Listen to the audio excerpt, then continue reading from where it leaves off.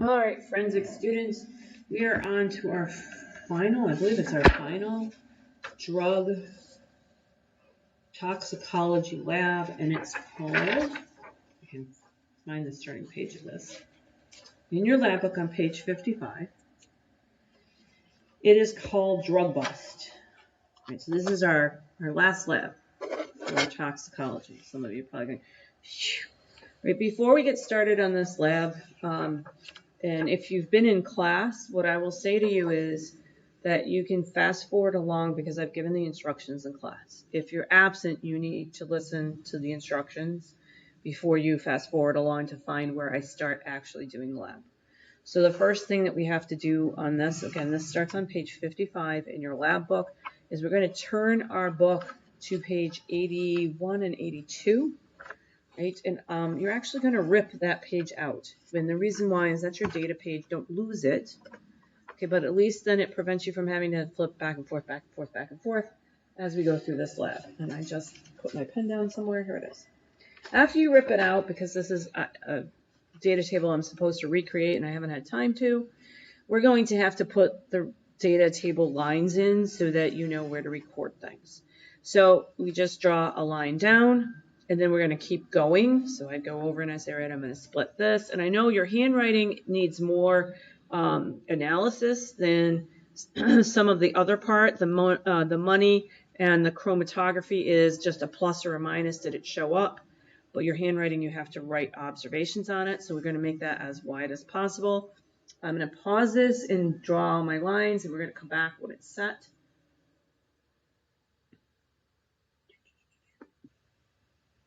Alrighty, so get that off there. I have my little lines drawn out. Now there's something else we're going to add in here. Down here, we're going to write down handwriting.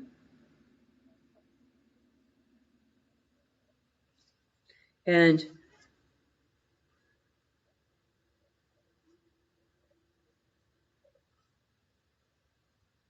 for the suspect you have identified, whoops, I want you to put more characteristics. Right up here under handwriting, you have a little bit of the characteristics and you say yes matches or no doesn't. And then you have to go down below, and if it's a yes, for that subject you've identified, you have to list the specifics, and I'll show you what I mean. So you need to make sure you adjust your lab so that you have this written, and you're going to bullet point them, however many you find. Okay, the same thing for the fingerprint.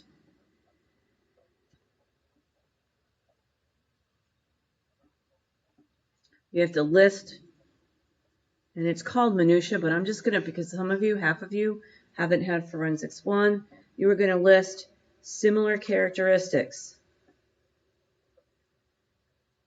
or traits. What were they? What did you see that was the same? And I'll go through it a little bit more as I talk about how you analyze them. So those are two things I want you to add in. For money, it's just going to be a positive or a negative. Did it show a trace of the chemical? Chromatography, was it a positive or a negative? Did you get a positive once you develop the chromatography and I will run it and develop it? Did it have the chemical in it? This is still the plus or minus. Okay, so this is a little more. Did it match? And I'm going to ask you to identify arch, and I'll show you how, loop, or whirl. Okay, and then on the solid, it's the same thing. I believe this is a plus or minus. It's been a long time since I've done this lab. Right, chromatography urine solid. Yeah, plus or minus. Okay, so in other words, does it show the chemical is present? So positive means chemical is present, drug is present. It's in their sample, it's on their money, it's in the solid that was found in on their possession. Negative means not present. Okay, and that's all we're doing for observations where it ever says plus or minus.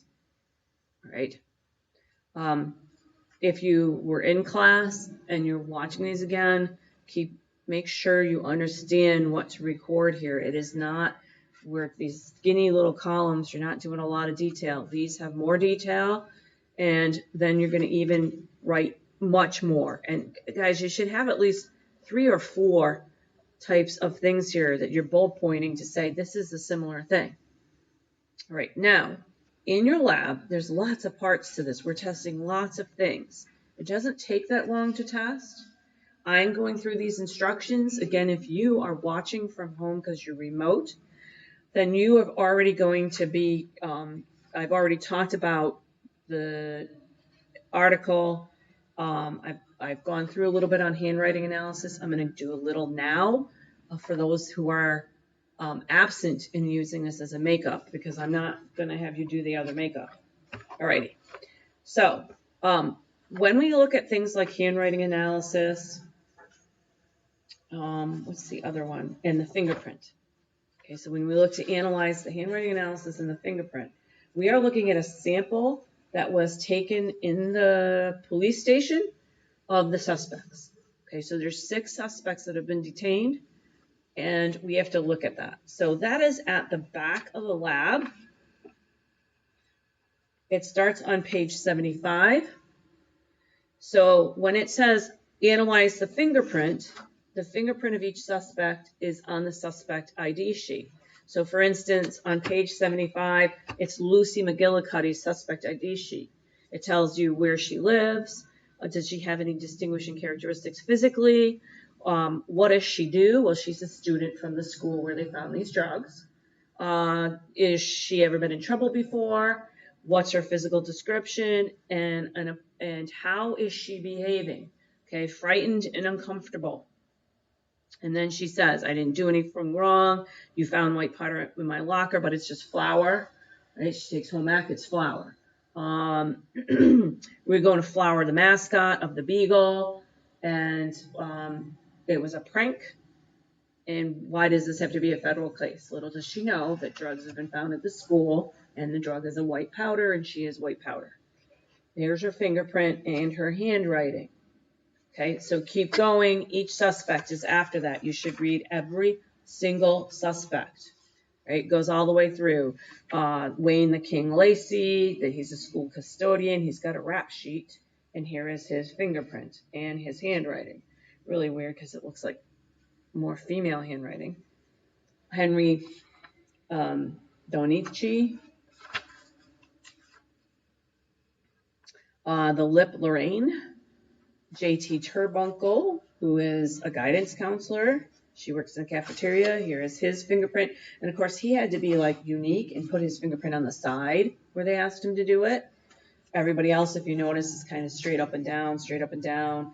His is upside down, right? So each fingerprint has a pattern to it.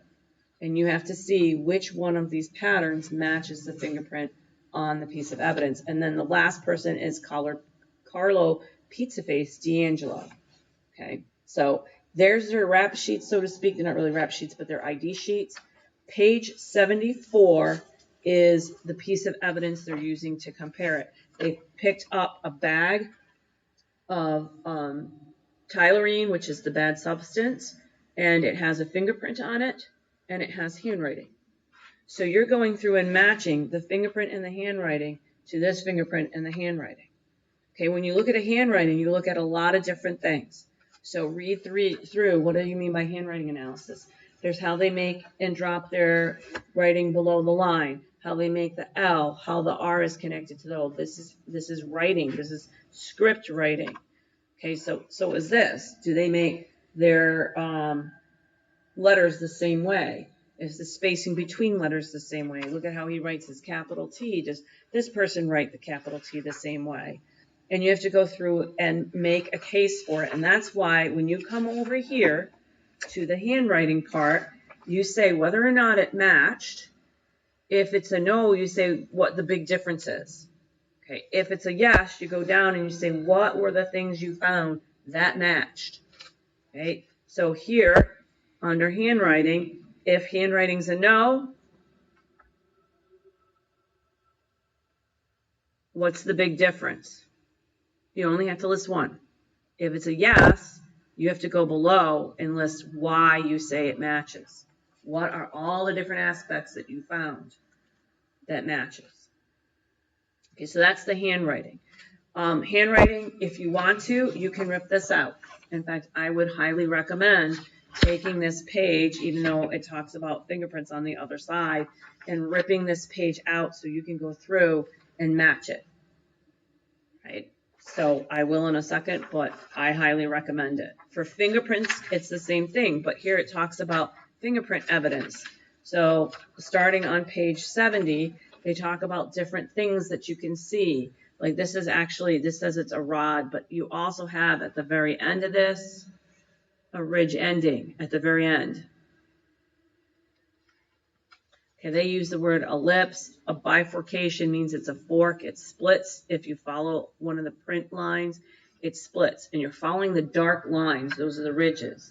This says it's an island. It's a very, very small ridge. And we call that an island.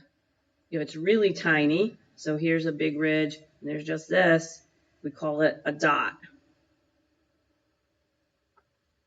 Okay. And then you look at the general pattern. Is the pattern, oh, it's not in here, arch, loop, or whirl. Okay, so the general pattern is if it's a loop, it comes in from one side and goes back out the other. And then eventually you will reach a point where it starts to change direction and it goes like this. And then you have this little thing over here, and that's called a delta. This would be a loop in one side and back out the other. Okay, an arch goes all the way across like this. It can even be rounded. And then a whirl starts off in the center and it whirls out, and you can have different parts of the whirl. Right, so this is an arch and this is a whirl. So when you look at these, so if I look at the evidence and I look at this, it's in this circular pattern. I'm waiting for it to focus. So if you notice, it circles. So for some of these people, you can automatically say it's not theirs because it doesn't circle like that. Okay, so that is your handwriting and your fingerprinting. Now we get on to the other parts of the evidence. All right, we're going to do chromatography. I'm going to set it up and let it go while we do the rest of them. And how you set up chromatography, and it's good for you to know, is you use a pencil to set it up. Here's my piece of chromatography paper.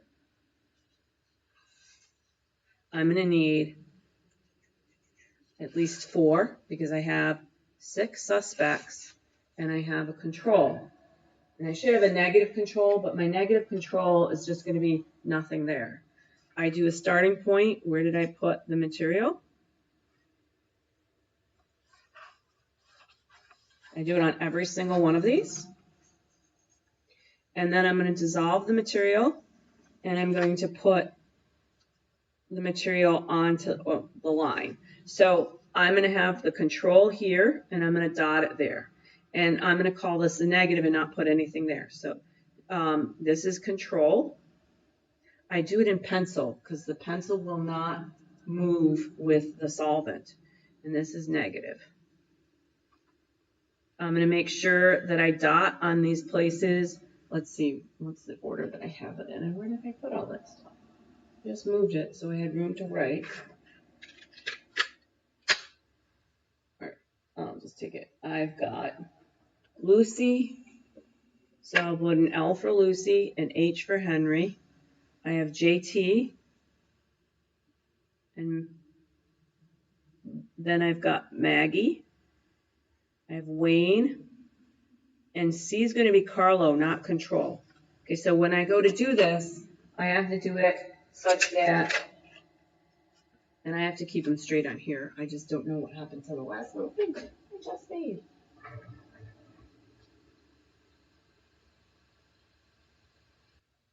All right, so I found it. Here's my little plate. I'm going to end up taking and putting the powders in here, and I have to have what's called the chromatography solvent in the powder. So I'm just going to take this and put the liquid in first, and then I'm going to put some of the powder in, and I actually put too much liquid in the top one, so I'm actually going to take a little bit out, but it may evaporate. All right, now I'm going to take my material. So this is JT, so I'm going to put some of JT's in there, and I'm just going to take a little scoop out, put my material in that, and let it sit a bit.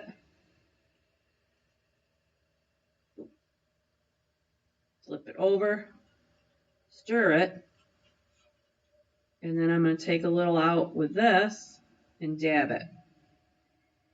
And I'm going to go back and forth and dab that so I get material on there. That's JT's. I'm going to let that dry. That one's JT's. And then I'm going to keep doing this, and I'll bring it back after I've dabbed all of them. Okay, so these are all now dotted and ready to go. To measure and to get your chromatography set up, you take your piece of paper before you put any chromatography solvent in, and you just measure how high that is. And you might say, well, we're not doing this at home, so why do we have to watch this? It's because you can be asked on a test about chromatography. I push my little toothpick through on that height, and actually what I should really do is this, is just to measure it with a pencil. And then I can measure it all the way across these guys. So I'm going to put my toothpick in there at that height. I'm going to pop them into chromatography chambers, which have a little bit of solvent on the bottom of the tube, and you let the piece of paper go in with the solvent, and it just sits there and it wicks it up, and then I will show you the results. So I'm going to get that set, and your chromatography is underway while we do the rest of the lab. Okay, so one of the other tests you have to do is the urinalysis test. We do not use the slides. I use the little weld trays. Okay, so this is page 68 in your lab book in terms of the procedure. I do it a little bit different. I have samples of urine, but instead of using the slide, like they say, take your slide and divide it up, I use a well plate. I put my developing reagent in there because sometimes the well plates, because we use them a lot, will have contamination in there. And so if I put just my developing reagent, that'll tell me that's the presumptive test reagent, that the drug is there. If there's nothing in the well, then I know if I add the powder, it's definitely due to the powder or it's definitely due to the urine. So we have to do the urine. Okay, the positive control, I'm just going to use the powder because whether it's the urine or it's the powder, you will see what color it's supposed to change. So the negative control is nothing's going to be added. The positive control, I add my material. Is this my positive? No, I used the wrong one. Shoot. Okay, that was Lucy. So Lucy was negative. What I'll do is, because Lucy's negative, I'll put, oh, this is supposed to be for urine. Hold on, guys. Let me get my positive. I picked up the wrong one, and I thought it said original powder. 1, 2, 3, 4, 5. Where'd my original powder go?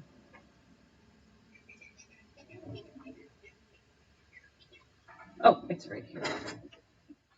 Limited space in order for me to record, and then I put it down and I lose track of it because it's white on white. I'm going to put the positive control in there. The positive is very chunky. Interesting. Is that my positive?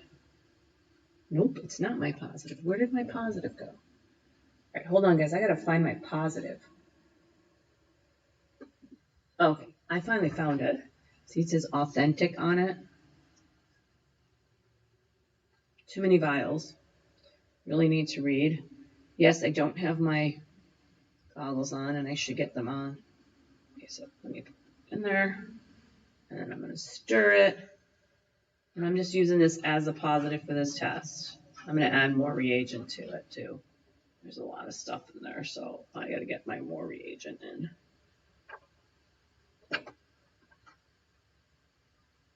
So you can tell that if I have enough of the liquid in there, that if the drug is there, it is going to turn pink. Okay, so that will be positive. Oh, and I must have dripped it into the other things. Great. All right. I'm going to redo this test, so hold on. I'm going to get a new plate. Here's my new plate. I have to be careful when I put this little authentic powder in.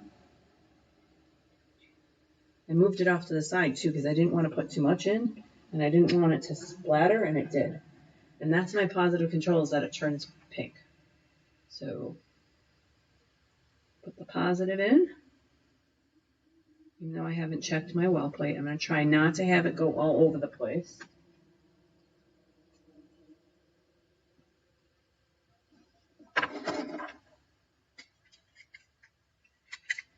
All right. Now, before I add the test powder in, I'm going to go across. I'm going to put Lucy's urine in Lucy's spot, Carlo's in Carlo's spot. So here's Carlo's urine. And I'm going to fill my well plate. A couple drops of the urine. So I think you have an idea of what I'm going to do. I'll come back when I filled the plate. Okay, the plate is filled with the suspect's urine plus the positive control. They are yellow. You just can't see it. I'm looking at my screen and they look like they're clear, but they're not. It's yellow. Simulated urine across. JT looks a little dehydrated there because his urine's darker than everybody else's. So this is called the Tyler test reagent. You put a drop in, and if a drug is there, it's going to turn bright pink or dark fuchsia. Okay, so Lucy is a negative. Here's Henry. Oh, JT, maybe that's why you're dehydrated. Put another one, make sure Wayne's got some reagent in there. All right, so record the results from the urinalysis. It's kind of indicative of what might be going on. Okay, I'm going to pause this while I get a new plate, and I'm going to get the plate set up, and then we're going to do the next test. Okay, one of the other tests we have to do is, after you test the urine, is to test the actual powder they found. So, like, I've already preloaded some of them, but here's Maggie's powder, so I'm just put that right into Maggie's well. And then I have Carlo and JT left to load. So here's JT. And then you test it with the same presumptive test. You don't want an awful lot of powder. That's why I'm using these little tiny, tiny scoops that I have. Because if I use another one, I might bring out so much powder that it overwhelms the testing solution. Okay, so I'm going to, in a minute, so this goes under the solid heading of your data table.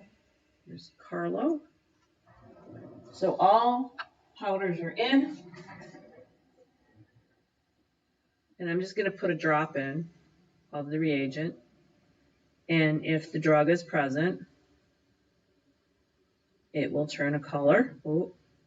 So when we go to look at that, you can record the results for the testing reagent. Okay, so make note.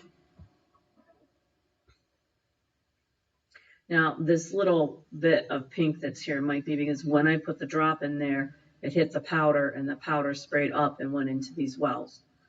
Okay, I really think when you look at this is a positive, that's a total positive. That's the one that matches. This has a little tiny pink in it, but it's not like that. Okay, and we have one more test to do, and then you have to analyze the handwriting and the fingerprint, which you can do without me showing you everything. So the next little test that we have to do is the money test. So I got to grab all the little samples of money, and I'm going to need a scissors to cut the little piece of money off. Okay, so I have the little pieces of money here, and I'm just ripping off. So there's my little money from Maggie, and I'm just going to rip off a piece. I was going to cut it, but ripping will work. You can find this piece of money in here. Let's see, whose is this? This is JT's. Ooh, JT's. Get in there.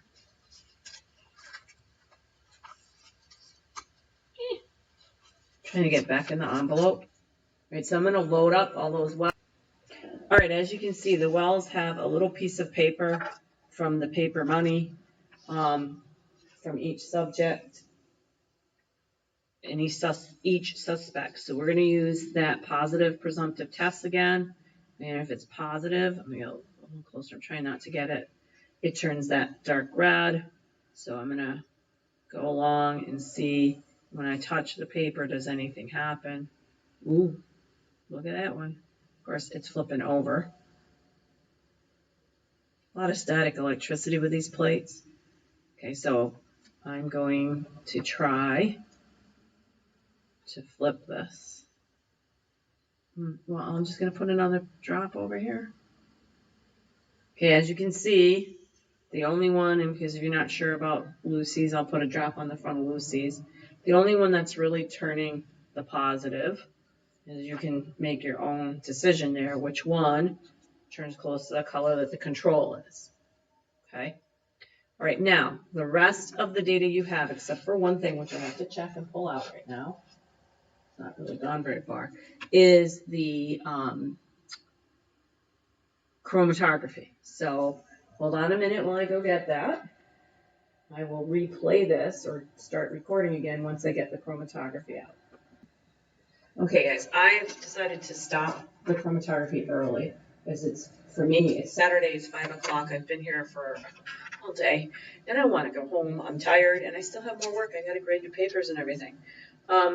So I've taken them out of the chambers and they haven't gone all the way up the piece of paper, but I've marked where the solvent has stopped so that we know the height. But we're really just looking for a color change on these. I'm not going to use the UV light. I'm going to move these over for you because my little head is in the way. And I'm not going to use the UV light. And the reason why is that I'd have to try to figure out a way to darken the area for you to see this. I'm going to use the Tyler test reagent. That's the presumptive one. If it's in the chromatogram, it should show purple spots. So I'm going to try it on the control. Yeah, see? And it actually, because I didn't get it to, I don't need the light. Take that off the end. Don't want to be having that. Oh, yep, that's bad. Hold on, I got to go get another Tyler thing because I accidentally bumped and moved and hit the spot. So hold on. Ow. So that's the control. I've got another one of these reagents because I touched the tip of my reagent to the paper where the control was. If I can get the bloody cap off. And so it's in the bottle. So if I go to use it, everything's going to turn pink. So I'm just going to take a different one. There's some in there. Ooh, let's see JT's. Now the other ones have some in it, but not like JT's. And I'm going to look at this one. Okay. So this is huge and it just keeps going up. And the positive would be JT's has it in there. And I really should have run them on separate pieces of paper. If you're in the lab, I will have you run them on separate pieces of paper and then do the spot so you know that JT's was the one that was pink, and you can see that little bugger has a lot of pink in it. Okay, so that is the end of the chromatography. I have to clean up my mess and I have to remake a reagent. So you have everything except the two things that you need to do. You need to look at the fingerprints and tell me where there are similarities. You can use a highlighter to highlight them, and then you can say, it looks like this pattern on the fingerprint, and these are the 3 or 4 things I found that were similar. For the handwriting, again, you're going to bullet point out the 3 or 4 things that you found is similar. And then you should make a conclusion on the bottom. And your conclusion should be, who is the drug dealer?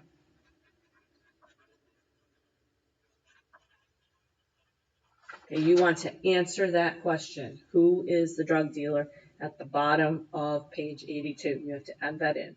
I should see bullet points for your analysis for you to get full credit. I should see this filled out. You're going to take a picture of this page and upload it. Have fun.